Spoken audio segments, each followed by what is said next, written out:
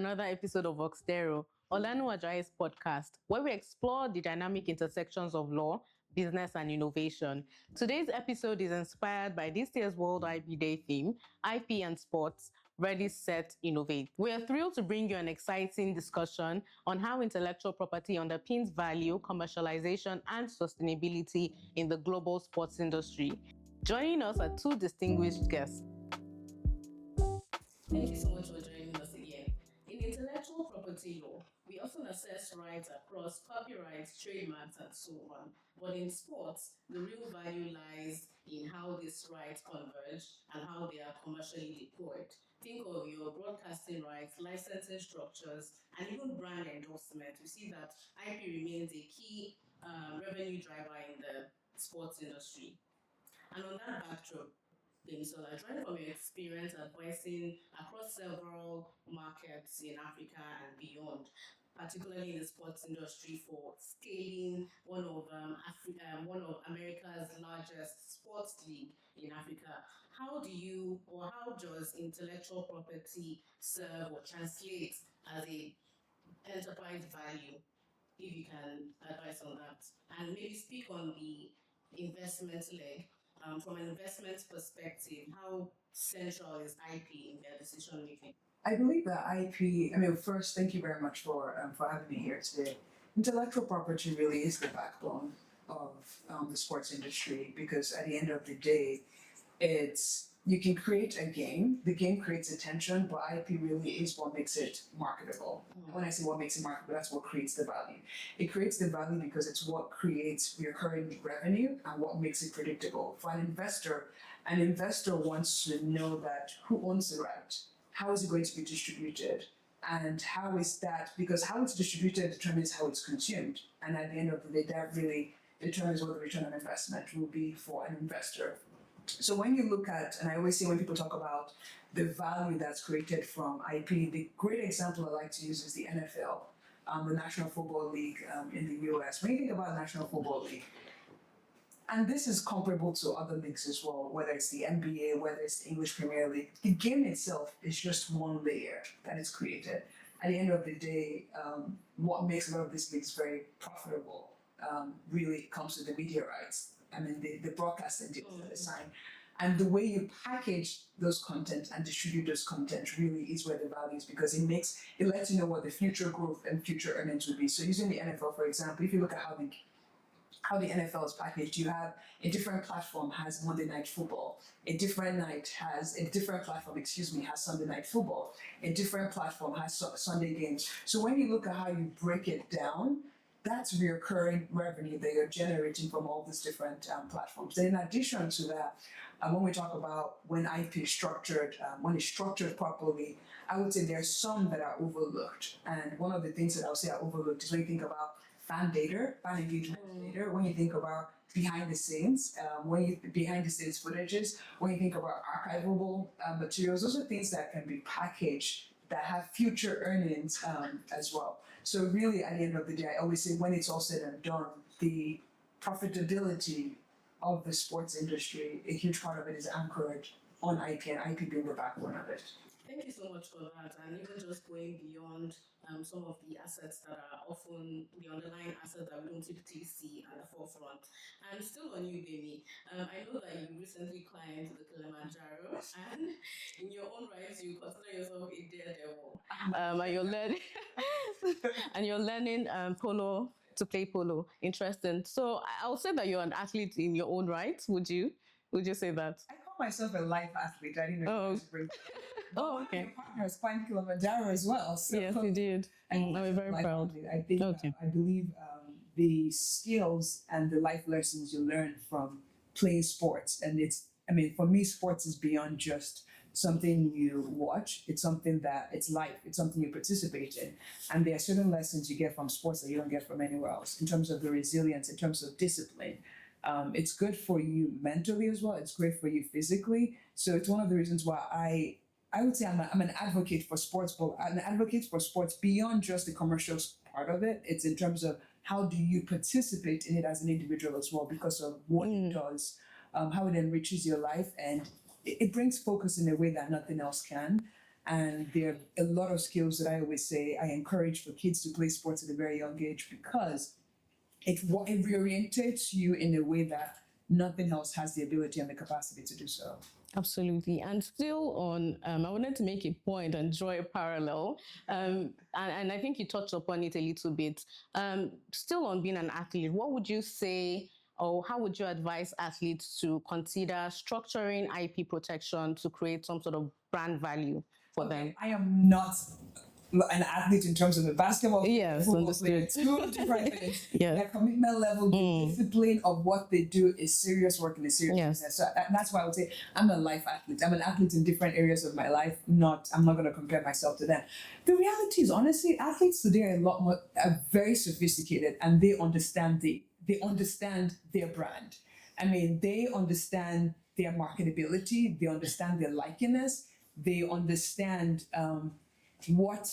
what their brand represents and how marketable it is, and the potential future earnings of it. So it's not educating athletes on that. I believe a lot of athletes are well aware of that.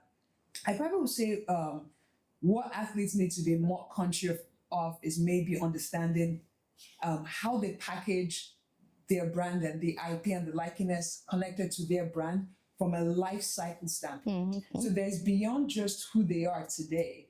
It's how is that content going to be utilized in the future? And you see you see that happening with a lot of the global athletes we all talk about today. And in addition to, you see all of them really leaning towards that already. So it's not something you're educating them on, to be honest. I believe it's just them being very aware of the intricate details of it, because they are already aware of it.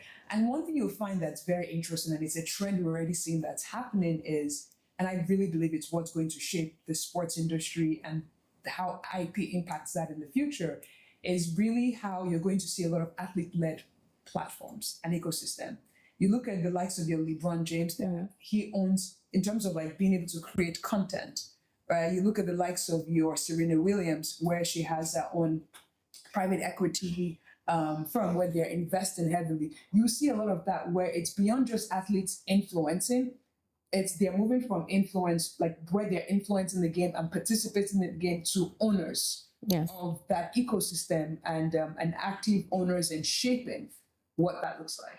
And thank you for that. And the reason why they are able to do that and to provide such brand continuity is because they have done the necessary due diligence in protecting their intellectual property, however it may come. So, Miss Linda, over to you. Thank you once again. From the NCC's regulatory perspective, how would you say, what do you think would be the major challenge that NCC faces in relation to the sports industry, in relation to how value is affected in this space? Thank you very much once again. When we talk about challenges of NCC, when we are talking about sports, IP in sports, we are talking majorly about broadcast and media rights. Yes. These sports are recorded, they are broadcasted, they are rebroadcasted. And because of that, and most of it is done on the online space, on the digital space. So that exposes such broadcasts to piracy, because it's out there. A lot of pirate sites, websites can pick these things illegally and begin to stream them. So one of the challenges we face is actually on getting people to be aware that these visiting illegal sites to watch this broadcast is wrong. Now, a lot of our people will say to themselves, oh, there's something out there and I want to watch it. Football is playing, I want to watch it, and I'm using my data. Most people will think, oh, because I've used my data, it is not illegal. Now, I will tell you something that happened yesterday. I was at a program where I was speaking to people about piracy and the ills of piracy. And at the end of the program, after I had finished speaking and the audience were now beginning to ask questions, and somebody, after about 2 or 3 questions, somebody stood up and asked, so watching these things on this site, is it a crime? That is after I have put them through the fact that it is piracy, it is a crime, it is theft. Somebody is still asking, is it a crime?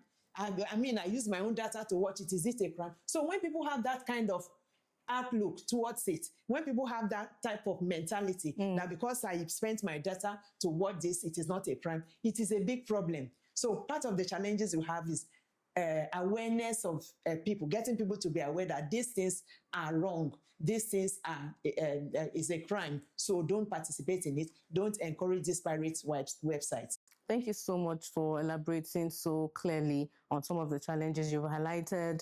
The fact that there is a lack of awareness and, technological advancement, which is often always a problem in terms of law catching up with the realities of technology. So thank you very much. I think I just wanted to follow up on that really. And what would you say, or how is the NCC collaborating with broadcasters and other agencies what are the steps that NCC is taking in realization of these challenges? Okay, so having realized the challenges, one of the steps we are taking with rights owners is we have made up our mind to be intentional about collaboration. So we want to collaborate with rights owners because after all, the intellectual property belongs to the rights owners. The rights owners have to monitor their works. They have to make effort to safeguard it. So we want to collaborate with them so that they can share information with us. I mean, some of us, we build houses. When we build houses, we don't just leave it for the police to secure our houses. We go out of our way to make fences, put some security gadgets. So we know that these right owners too embed some technology in protecting their work, such as technological protection measures, right management information. So we want to collaborate with them, sharing of information so that they can share information with us. In the process of monitoring and securing their work, they get some information. They get to know that somebody somewhere has uploaded their work in an illegal website. We want to be informed so that when we are informed, we'll be able to go after such people. They get this information more than we do. So when we are informed, we'll be able to go after these pirates. Then we also want to collaborate with them in areas of knowledge transfer, for example. I've mentioned that part of the challenges we have is technological limitations. They are the ones who deploy most of these technologies. So we would like them to be able to collaborate with us, put us through in some of these technologies. We've done a lot of that with DSTV. Trainings, Google, we've done some trainings with them so they can train our staff, manpower development, so that we'll be able to help them protect their works. So we want to directly collaborate with rights owners to be able to carry out our mandate. Thank you so much. And I know personally from our conversations that the NCC is also doing so much in terms of infrastructure building to curb piracy. So well done. And over to you, Gbemi. Flowing from what Mrs. Alpheus just mentioned in relation to collaboration with right owners, beyond that regulatory collaboration with right owners, do you think beyond that, in terms of curbing piracy, what other steps can rights owners look to beyond enforcement piracy? Are there other commercial strategies to deploy? What are your thoughts? The biggest one I would say is education. You have to educate the public, and I think she alluded to that earlier. Because the reality about whether it's piracy from a sports standpoint, or music standpoint, or counterfeiting in the fashion industry, you find that a lot of brands lose a lot of money annually to whether it's the counterfeiting of their products or piracy. But really educating people and letting them know the impact of every action they take. There was a campaign that happened several years ago. I believe this was about 10 years ago, that I thought it was a very interesting campaign. And I think it would be great if a campaign like that runs continuously, where it basically explains that whenever it shows the end-to-end from when a consumer, basically the word was being used in the campaigns, like stealing music on an illegal site. So I would say education that are being made. I mean, the laws have to catch up with that as well, where it's not just a matter of the laws being there, they need to be enforceable, right? And when people know that if you're caught, this is the consequences or the impact of that decision. It's difficult, right? It's a very challenging space to be, but I think the reality is, and enforcing is there, but also educating customers, letting customers see the value of going directly to the source. And like I said, this is not unique at all to the sports industry. This exists across, whether it's music, whether it's the fashion industry, everyone experiences that in the movie industry as well. So really just finding ways to really educate consumers, and you have to sort of incentivize them as well to go directly. And you find a lot of brands are doing that, where it's if you these are the content and the full gamut that it's available to you when you go directly to the source versus if you just get a snippet from, I would say, from a pirated website. But also one thing you see that is happening, and I love the fact that a lot of leagues are doing this, and we talked about this earlier, that beyond just the live production, you look at the impact social media is having as well. So you're still finding ways to engage directly with whoever the end user is, right? And going back to that, that's part of the education. Athletes are doing that as well, where athletes are creating platforms where they're engaging directly with their fans versus going through a third party or going through a league. Athletes are creating platforms where they're engaging directly with their platforms as well. So all of that sort of helps in creating control and also incentivizing fans and incentivizing the end user to go directly to the source versus going to any of these pirated websites. Thank you so much for that. And I just wanted to also get your thoughts on looking at the broader view in terms of emerging markets like Nigeria. What are your thoughts? And I'll also hear from you on that, Ms. Alpheus, as well. What are your thoughts in relation to how emerging markets like Nigeria can really prioritize value or create value from media rights? So you know what, it's interesting because I think it's a layered question, and the reason why I say it's a layered question is this is a framework that's applicable to other industries, and I had a very interesting conversation with a top executive at a music record label recently, and we're talking about intellectual property. And part of the reason why the conversation came to me because I published an article on April 3rd where I said culture is no longer soft power, it's economic infrastructure, right? And the reason why it's economic infrastructure is because of IP, right? It's how do you take content that's been created and make it valuable, and not just valuable for that moment in time, predictable future earnings from it. And one of the things we talked about when we look at the landscape in Nigeria is there's a need for almost like a one-stop shop, where it's that seamless connectivity, right? Where you talk about, it's one thing to create a content. How do you make it valuable to those who are going to buy it? And when I say who are going to buy it, from a media rights standpoint, is you need those numbers to make a broadcasting right marketable. You understand what I mean by that? And we're talking about how, if you look at in Nigeria, the different ministry is responsible for different things. Where you have, and when we're talking about the creative industry, and I always lump sports in the creative industry, you have 4 different ministries that are involved. If you look at each ministry has its own responsibility, and you have individuals within the creative industry where they have to find their way to work with all in those ministries. And I know one thing that when you speak to several people in the creative industry, one thing they all say they would like to see when you're talking about enforceability of IP is one thing, but the other thing in terms of creating value is how do you have almost like a one-stop shop? Okay. Not a committee, but creating a platform where all 4 work seamlessly in a way that makes the process, because they're all doing their respective things already, but because of there's that need for those 4 to be coordinated, how do you create a platform that enables it, that makes it very easy for the creative industry to sort of work within that? And I mean, like I said, from conversations I've had over and over again, that's one thing you keep hearing multiple times from a lot of individuals in the creative industry. But specifically to answer your question in regards to media rights, the reality is honestly, the way media rights are sold, packaged and sold here is not any different than it is in other parts of the world. The one thing that makes ours slightly unique is Africa as a whole, using Nigeria as the case study, is a bulk breaking market.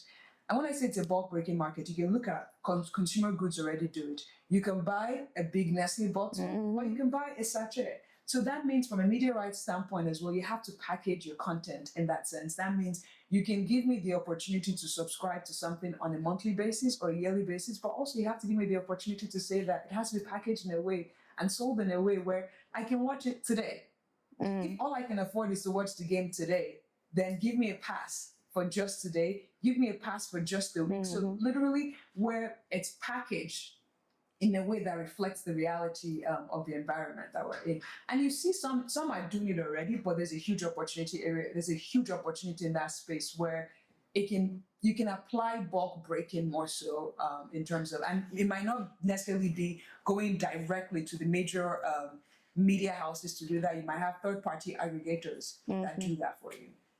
Absolutely. And to you, Ms. Alpheus, and I want you to also talk about it because she mentioned it as she was explaining in terms of interagency coordination. Yes. I know that the NCC has done a lot in that regard. Could you share your Okay, let me start from where she said about having 4 different agencies monitoring or for overseeing creative industry in Nigeria. I'm glad to say that there's something called Nigerian IP policy, which is being put in place now. And the 4 different agencies have come together. Oh, nice. So, okay. So that's being done. So it's being done already. When is it being implemented? As soon as possible. Yes. The policy has been put in place. Now there's a working committee who has been put in place, that has been put in place to work assiduously to make sure that this policy does not just end up in paper, that it actually comes into effect. And one of the key objectives of that policy is to ensure that the legal framework for all IPs is modernized and brought up to standard. So both copyright, trademark, patents, they all come together, and there's going to be a unified IP policy for every one of them to make sure that the different agencies work seamlessly to achieve protection for the creative industry and make sure that they get just remuneration for their creative efforts. So having said that, I now also want to mention that, you were talking about packaging in such a way that it can be accessible to everyone, to those so that you can get it at the price you can afford. Though I want to also be quick to say that awareness is very important in that area. From the point of view of the right owner to the users, a lot of times, even the right owners do not even appreciate what they have. So they are ready to throw it off for stipends. They are ready to give out their rights. Especially when you come to the young people. Let me go to music, for example. Young people who are trying to get into the music industry. They have the talent, they have all it takes. But because they don't, they are new, they are still trying to break the grounds. So they are ready to give out their music for stipends. They are ready to sign agreements that look like charter of slavery. I just want you to put my music, record my music, put it out there. Let me just blow. So they don't bother to get professional advice in signing contracts, bother to get professional advice, to even explain to them what this is all about. So they are just ready to throw their rights out there. So there must be awareness on the part of the right owners. Let them understand what they have, appreciate it as they create, as they think, they create, let them make effort to protect. I love the example of the music industry in terms of like a young artist. And the one thing I always like to say is that ownership structure needs to be in place before distribution happens. Because once distribution happens, actually, it's very interesting that I have an article coming out in 2 weeks, which is just coincidentally posts a lot of IP. So you're on the right side. I write quite a bit, like writing about the importance of having the structures and systems in place in the music industry specifically. And there's an example of a global, I would wait for you guys to read, there's an example of a global hit record there that ended up in court because the ownership structure was not put in place before it was distributed globally and became a global hit. And everybody now said, I own it. So who owns the right to the song? So really, it's very, very important that before distribution happens, ownership really needs to be defined and clear. And honestly, I think in defense of all these young creatives, you really can't blame them sometimes because at that point, people just care about, I want to make it. I want the opportunity for my work to be seen. And that's where, to your point, where the education comes in. And I'm really happy to hear about the IP policy that you said is being set up. And the question I was actually going to ask you before you mentioned the need of awareness. I wanted to say what awareness is going to be put out there publicly, because I know people in the creative industry will be really excited to hear that that's being put in place. So it's what awareness is going to be generated for the public to see that that has been done, and also how will the public be kept abreast of the progress being made. Because going back to, it's one thing to say a policy is put in place and it's on paper, it's another to actually see it in action and see the results from it. No, so that's why I said there's a working committee that has been put in place, and everything about the IP policy has been put in the public space. So people are being invited, creatives, people in the creative industry, to make contributions now while the working committee is still working. What would you want to be seen as part of the IP policy? Was it last week? My DG was with the Intellectual property lawyers association. of I was going Nigeria. to jump on that as well. So Yes. he invited them, please make your comments. We need to hear from you. Whatever you want to be seen in the policy, please let us know. So a lot is being put into it. So I want to believe that by the time the policy is ready to run, everybody will be aware. There's going to be Absolutely. And just, publicity. yes, as Ms. Linda said, the ICG, the Interagency Committee group, is really going beyond just stakeholder engagement, interagency engagement. They're reaching out to all members of the public, creative lawyers, IP lawyers. In fact, we at Olanu Ajayi are members of Intellectual Lawyers Advocacy Network. It's the foremost IP Lawyers Association in Nigeria. So we're actively involved from the development of the IP policy and also seeing to the implementation of the policy. So kudos to the NCCI, because I know that the DG is really involved in that regard. And flowing from what Ms. Althea said, indeed, awareness cannot be overemphasized.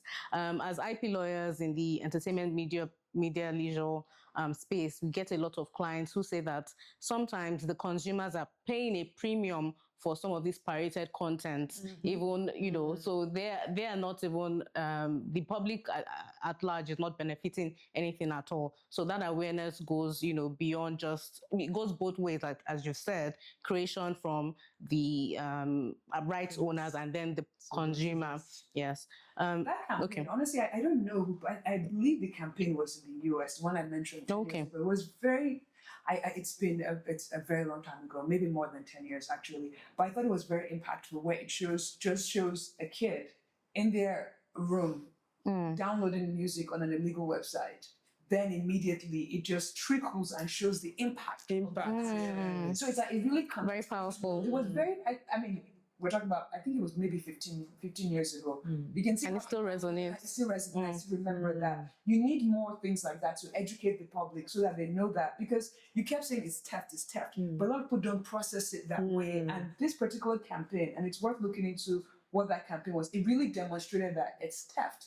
And then you know that if you're caught, here are the consequences of an action. But beyond that, you're literally stealing. Somebody has put in their blood, sweat, and tears to create something, and at the end of the day, they're not being compensated for it because you're stealing from them. So the ability to be able to communicate that over and over again, where it's not just a one-time thing, it has to be an ongoing education. Okay. And maybe just to add, from a legal standpoint, especially in Nigeria, there is a legal ramification. There's a criminal repercussion for piracy in Nigeria, so beware. Yes. Thank you very much for that enriching segment. So to the next set of questions, and looking ahead, we see that for sustainability to happen in the sports industry, like Ms. Althea said, the laws and the entire sports ecosystem has to catch up with the very fast-paced technological advancements that we see today. So how do we balance access to public content and also protection of IP rights? Thank you very much for that question. So one of the objectives of copyright protection is to create a balance between access to copyright works and protection of the rights owners. And if you look at the Copyright Act 2022, it started with stating the objectives of the act. And one of the objectives you will find there is creating limitations in order to ensure access to copyright works. So part of the ways that the law ensures access to copyright work is to create limitations. So you discover that copyright is not everlasting. Copyright is limited to a particular number of years. For example, literary works are protected by copyright until 70 years after the death of the author of the work. So those are part of the limitations. And also we have things in the Copyright Act. You have provisions that talks about exceptions to copyright use. Such exceptions were created there or were put into the act in order to create limitations so that there are some places, there are some instances where you will need to use copyright works without seeking authorization of the copyright owner. For example, one of such examples is in educational institutions. If you look at the exceptions, you discover that the educational institution is one of such places where you can use copyright works so long as you have attributed, you have made the right attributions, you have acknowledged the right owner, you can use such copyright works without actually going back to the copyright owner to get permission to do that. Then there's also the limitation of access to books to those who are print disabled or visually impaired. So people who are print disabled or visually impaired, works can be made accessible to them in accessible format without actually going to take permission from the copyright owners. So, but there are, this can only be accessed by some entities that have been approved by Nigerian Copyright Commission. So you can make works in Braille, literary works in Braille, so that those who are visually impaired, who are otherwise print disabled, will be able to access book. So the whole essence of copyright protection borders on protecting the right of the owners and also making works available to the public. Because if you are a right owner, for example, and you create a very beautiful work and the public cannot access the work, at the end of the day, it's of no use to you. So it cannot get you the economic benefit you are supposed to get from it. So it is very important that much as copyright protects the right of creators, it also makes works available to the public. Thank you very much, and well said, Linda. There is a need for a balancing act between public access and also protection for IP rights. Before we end this segment, from an investment perspective, how can investors looking into the sports industry value IP positioning in that case? I mean, I think, like I mentioned earlier, I believe IP is the central, the central aspect of the sports industry, right? Strong IP equals desirable assets. That's the way I see it. When you have a strong strong IP, that means you have enforceable rights, right? You have brand strength, you have something that's licensable, and you have something that can travel across markets, right? Whereas when you have a weak IP for something, what the issue ends up being who owns the right, who controls distribution, can the brand travel across markets, can you have repeated revenue stream for it? So at the end of the day, I would say a lot of investors, when they're investing in sports, I mean, because I know we're talking about the commercialization of sports, it really comes down to a big part of that is the media rights, is that knowing that not just current revenue stream is the future revenue streams, the valuation of many franchises, it really comes down to the media rights and sponsorships associated with that. The same thing when we talked about that during the break, where people were talking about the private equity firms investing in leagues or in football clubs and things of that nature. Really, all of that is based on what are the media rights attached to it. So it really comes down to it's a very, very important element for investors, because they want to make sure that whatever they're putting their money in, it's valuable today, and also there's that durability of future cash flow from it.